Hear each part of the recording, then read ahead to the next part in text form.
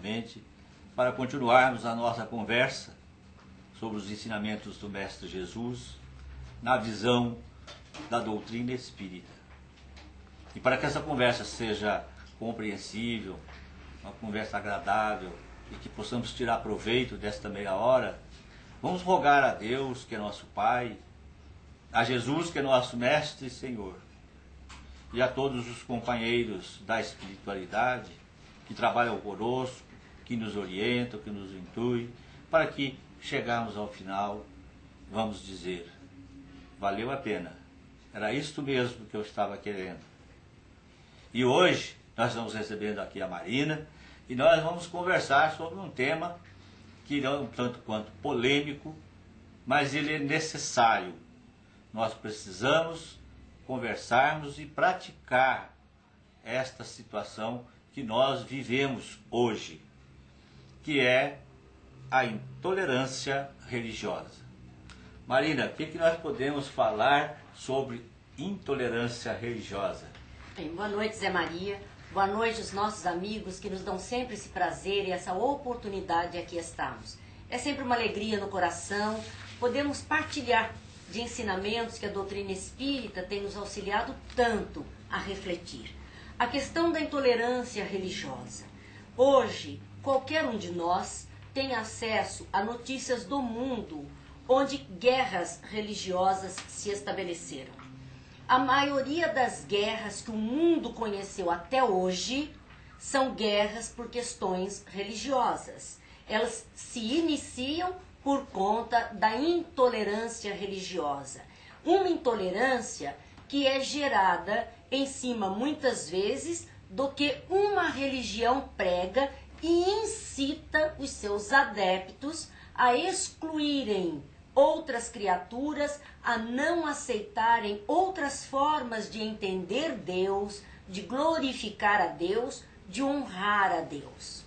Outras vezes, não é a religião que incita, que conclama os seus profitentes como pessoas fanáticas, que vão às últimas consequências, levando situações de risco, de homens-bombas, de mortes, de atentados a encontros religiosos, a pessoas de outras religiões, de outras nações, porque não as suportam, entendendo-as de que não são merecedoras das graças de Deus. Em outro instante, esta intolerância religiosa não é incitada por determinada igreja, por determinada crença religiosa, mas é incitada pela forma como aquele adepto passa a entender os ensinamentos que recebe. E aí, por conta própria, que ele se torna intolerante, intransigente e uma criatura de difícil convívio, a não ser com aqueles que professam a mesma fé. É algo que precisa acabar. O mundo é composto de pensamentos diversificados, filosofias diversificadas, posturas religiosas diversificadas. E é por conta disso que nós temos a obrigação, e para nós brasileiros está na nossa Constituição, o direito de religião, seja ela qual for. Então, meus amigos, nós precisamos tomar muito cuidado, porque se queremos que os outros nos aceitem na forma como nós entendemos de glorificar, honrar e louvar a Deus, se queremos que as outras criaturas nos respeitem as nossas crenças, os nossos templos de adoração, nós também temos que fazer o mesmo. Marina, você disse muito bem, a intolerância religiosa é antiga, desde antes de Cristo já havia. Acho que é desde todo sempre. Desde sempre já havia isso. Mas a intolerância é antiga, mas o homem é novo, não? O homem, eu acredito que é tão antigo quanto a intolerância.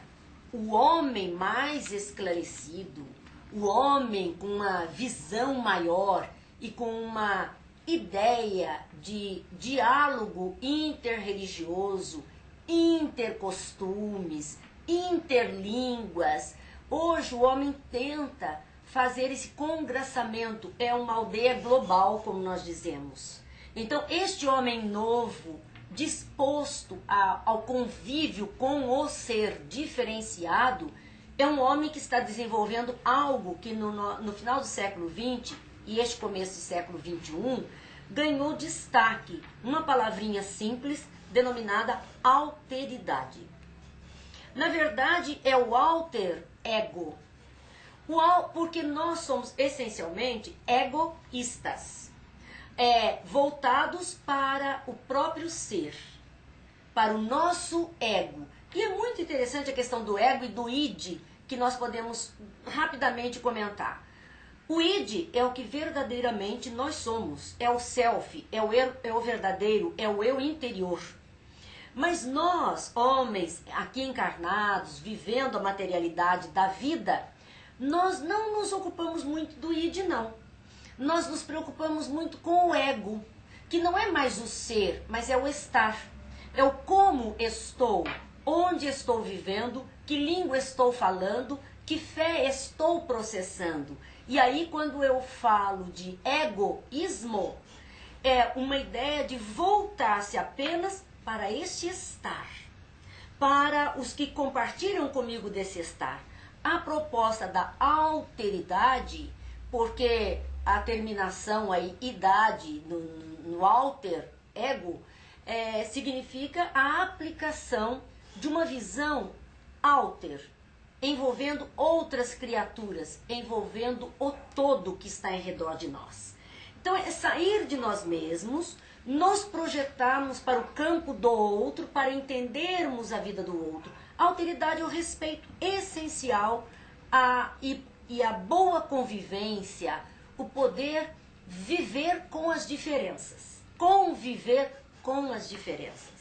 Então o homem novo, o homem que tem o desejo dessa alteridade, que quer sim conviver com todas as diferenças, entendendo-as, é o homem do futuro.